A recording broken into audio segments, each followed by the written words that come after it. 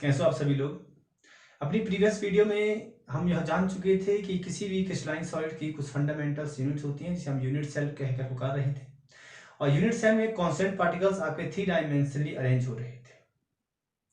अब हम यहाँ देखेंगे कि कोई भी यूनिट सेल, किसी भी यूनिट सेल के शेप और साइज को डिटरमाइन करने के लिए कुछ फैक्टर रिस्पॉन्सिबल होते हैं, जिसे हम बोल देते हैं पैरामीटर्स ऑफ यूनिट सेल।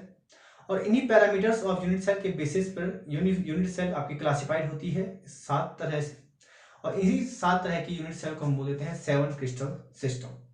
तो आज का जो टॉपिक्स हमारा है उसे वो हम पढ़ेंगे, वो है आपका पैरामीटर्स ऑफ यूनिट सेल। जैसे कि मैंने आपको बताया कि कोई भी जो पैरामीटर्स होते हैं आपके यूनिट सेल के, वो आपके यूनिट सेल के शेप और साइज को डिटरमाइन करने के काम आते हैं कि ये जो यूनिट सेल होगी उसका शेप कैसा होगा और इसका साइज कैसा होगा।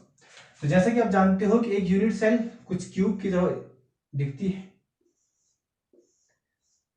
और इसमें जो कांस्टेंट पार्टिकल्स होते हैं वो आपके 3 डायमेंशनली अरेंज हो जाते हैं। कांस्टेंट पार्टिकल्स आपके 3 डायमेंशनली अरेंज हो जाते हैं, यानी कि उसमें एक्स एक्सिस 3 डायमेंशन से मतलब ये होता है कि आपकी एक्स एक्सिस, आपकी वाई एक्सिस और उसमें जेड एक्सिस, तीनों एक्सिस क्या हो आपकी प्रेजेंट। तो अगर हम इस एक्स एक्सिस की लेंथ को a मान लें और इस जेड एक्सिस की लेंथ को b तथा वाई एक्सिस की लेंथ को हम मान लेते हैं c, तो जो लेंथ्स आपको दिख रही है इन लेंथ्स को हम बोल देते हैं एक्सियल लेंथ्स।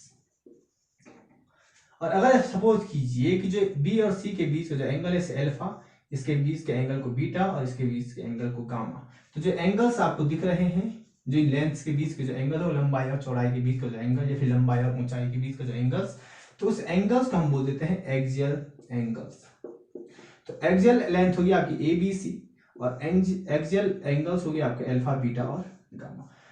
तो जो ये 3 एक्सियल लेंस और 3 एक्सियल एंगल्स, यानी कि कुल मिला के जो 6 पैरामीटर्स आपको दिख रहे हैं, 6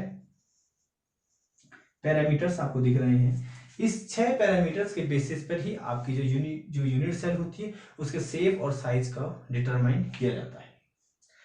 अब इन्हीं पैरामीटर्स के बेसिस पे आपकी जो यूनिट सेल है इन्हें 7 तरह से क्लासिफाइड किया जा सकता है, और जिन 7 यूनिट सेलों को हम बोल देते हैं 7 क्रिस्टल सिस्टम, यानी कि जो पूरे अगर हम इनको एक साथ इंक्लूड कर दें तो इस पूरे सिस्टम को हम बोल देते हैं 7 क्रिस्टल सिस्टम। आगे देखते हैं कि ये 7 क्रिस्टल सिस्टम होते क्या है। जैसा कि मैंने अभी आपको बताया कि इन 6 पैरामीटर्स के बेसिस पे आपकी जो यूनिट सेल होती है वो 7 तरह की होती हैं, और इन्हीं 7 तरह की जो यूनिट सेल होती है इन्हें हम एक साथ बोल देते हैं 7 क्रिस्टल सिस्टम। तो जो 7 क्रिस्टल सिस्टम है वो कुछ इस तरह से आपके हैं कि पहला cubic, tetragonal, orthorhombic, monoclinic, triclinic, hexagonal और रोम्बोहेड्रल। तो इनके बीच एक्सियल लेंथ और एक्सियल एंगल्स के बेसिस पर ही आप किसी भी यूनिट सेल का शेप और साइज को डिटरमाइन कर सकते हैं। इसे हम समझते हैं कि किस तरह से इनके बीच का जो एक्सियल लेंथ है और एक्सियल एंगल किस तरह से वेरी करता है। कि क्यूबिक होगा तो उसमें एक्सियल लेंथ क्या होगी और उसके बीच का जो एक्सियल एंगल होगा वो क्या होगा। बाकी जितने भी आपके बाकी सिस्टम आपको दिख रहा है 7 क्रिस्टल सिस्टम, ये आपस में मिलकर इनके बीच का जो एक्सियल एंगल्स है या फिर एक्सियल लेंथ है एक एक्चुअली होती किस तरह की। तो इसे देखिए, बहुत इजी सी ट्रिक है, इसको आपको याद करने में बहुत मदद मिलेगी, इसे ध्यान से देखिए। जो एक्सियल एंगल्स आपके क्यूबिक में होता है उसमें जो A is equal to B is equal to, यानी कि ए बी और सी तीनों क्या होते हैं, इक्वल होते हैं, और इसके बीच का जो एंगल होता है alpha is equal to beta is equal to gamma is equal to 90 degree होता है। अब सीधे आइए, अगर आपको याद करना तो इसके याद करने की एक ट्रिक है कि पहला और लास्ट, यानी कि a is equal to B is equal to C, आप लास्ट में आइए, यानी कि जो क्यूबिक होगा और जो रोम्बोहेड्रल होगा उसमें a b और c तीनों क्या होंगे, एक के दूसरे के इक्वल। दूसरी बात, टेट्रागोनल जो होगा, अब धीरे धीरे इनमें एक्सियल लेंथ क्या होती है, चेंज होती जाती है, यानी कि a और b तो इक्वल होंगे एक दूसरे के, लेकिन c एक के इक्वल नहीं, does not equal to c, जबकि यहाँ पर एंगल में कोई चेंज अभी नहीं आएगा। Alpha is equal to beta is equal to gamma is equal to 90 degree.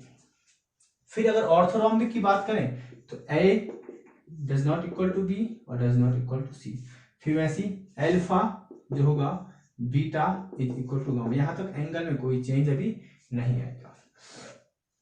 अब अगर बात करें हेक्सागोनल की, जैसे मैंने आपको पहला 7वां, अब दूसरे और छठवें को आप मिलाइए, फर्स्ट 7 सेकेंड और 6 को मिलाइए, तो फर्स्ट की प्रॉपर्टी आप 7 से मिल रही है तो सेकेंड की आपकी किससे मिल रही होगी, 6 से, यानी कि A is equal to B is equal to C। ठीक है, अब मोनोक्लिनिक और ट्राइक्लिनिक की बात करें तो यहाँ पे आपको जो ये दिख रहा है A does not equal to B, B does not equal to C, और सेम वैसे आपको ट्राइक्लिनिक में कर देना है A does not equal to B does not equal to C। Clear आई बात समझ में? एक्सियल लेंस का कॉन्सेप्ट आई होप आपके समझ में आ चुका होगा। अब हम देखते हैं एक्सियल एंगल्स की बात करें। एक्सियल एंगल्स की बात करें तो यहाँ पे एक टर्म यूज हो रहा है मोनोक्लिनिक, और यहाँ पे एक टर्म हो रहा है ट्राइक्लिनिक।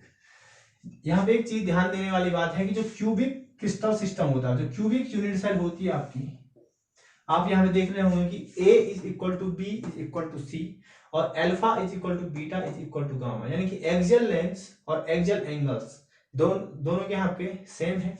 इसीलिए जो ये वाला सिस्टम होता है आपका क्यूबिक सिस्टम होता है, ये मोर सिमेट्रिक होता है, सबसे ज्यादा सिमेट्रिक। ये एग्जाम में आपको पूछा जा सकता है कि जो क्यूबिक है वो सिमेट्रिक होता है।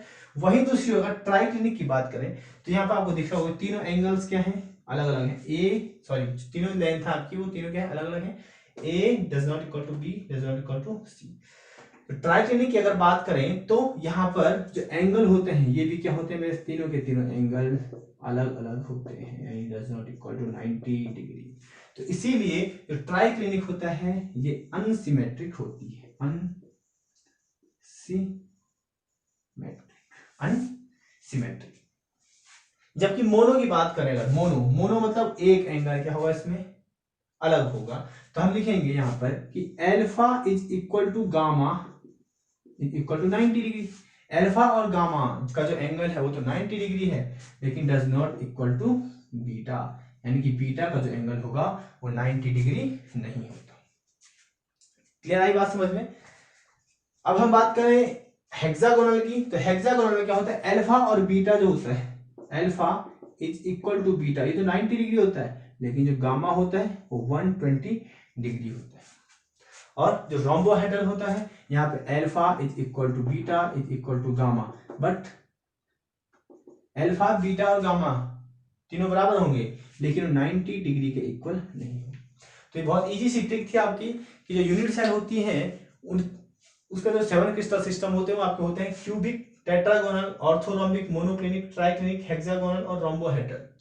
अब अगर आपको इसे याद करना है, अगर आपको सपोज कीजिए ये नाम तो आते हो लेकिन इनका एक ऑर्डर पता ना हो आप इसे किस तरह से याद करें, तो इसके लिए एक ट्रिक आपके सामने बनाई हुई है, आप चाहें तो इसका यूज कर सकते हैं। C Tom there, C Tom there, ये ट्रिक है आपकी। C Tom there, C Tom, अब यहाँ पे देखो टी एच इस ई को और आर और ई, ये वर्ड बन गया देयर। तो जो ई, दो ई आपको दिख रहे हैं, ई को आपको क्या कर देना, हटा देना है, तो बन गया आपका cubic, tetragonal, orthorhombic, monoclinic, triclinic, hexagonal और रोम्बोहेड्रल। सी का मतलब क्यूबिक, टी का मतलब tetragonal, orthorhombic, monoclinic, tetrahedral, triclinic, यहां गया ट्राइक्लिनिक, ये आपका हेक्सागोनल और ये आपका रोम्बोहेड्रल। अब चूंकि जो आपके यूनिट सेल है, यूनिट सेल का, इस यूनिट सेल का जो 7 क्रिस्टल सिस्टम है, इस 7 क्रिस्टल सिस्टम की खोज या इन्वेंशन आपके ब्रेवो नामक एक केमिस्ट है, उस ब्रेवो ने की थी। तो ब्रेवो, क्योंकि एक क्या है, ब्रेवो के नाम पे ही हम बोलते हैं Bravais lattice, Bravais unit cell.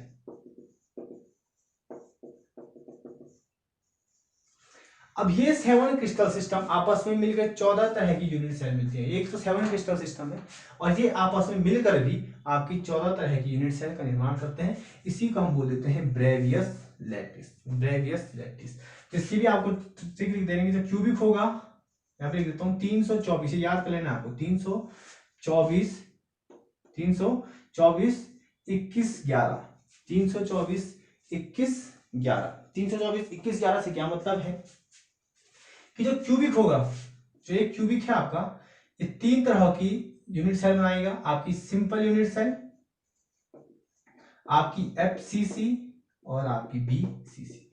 जबकि जो आपका क्या है टेट्रागोनल है, ये आपकी सिंपल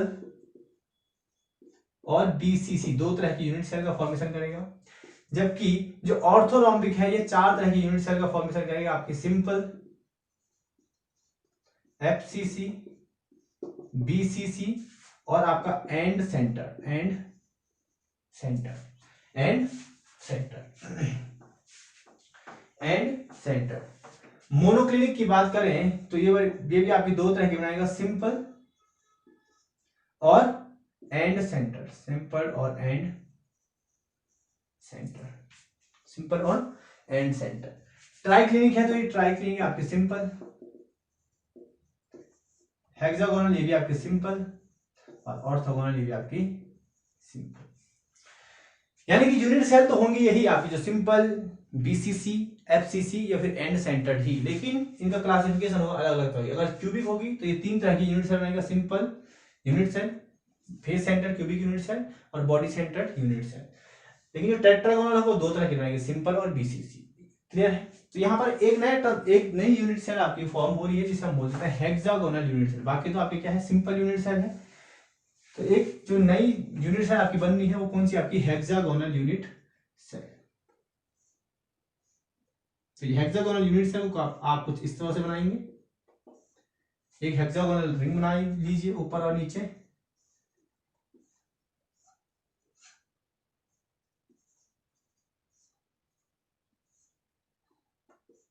इस वाले कोने को इससे मिला दीजिए, ऊपर वाले को ऊपर से, नीचे वाले को नीचे से, ऊपर वाले को ऊपर से, सॉरी नीचे वाले को नीचे से, ऐसे यहाँ पे इन कोनों को भी आप मिला लीजिए। तो इस तरह की कुछ आपकी बनेगी hexagonal unit cell, hexagonal unit cell. तो इस पूरे लेक्चर में हमने देखा कि एक जो किसी भी यूनिट सेल की जो शेप और साइज को डिटरमाइन करने के लिए कुछ फैक्टर होते हैं जिसे हम बोल देते हैं पैरामीटर्स ऑफ यूनिट सेल। इसमें कुछ एक्सियल लेंथ होती है और कुछ एक्सियल एंगल्स होते हैं। एक्सियल लेंथ जैसे ए बी सी और एक्सियल एंगल आपके अल्फा बीटा और गामा।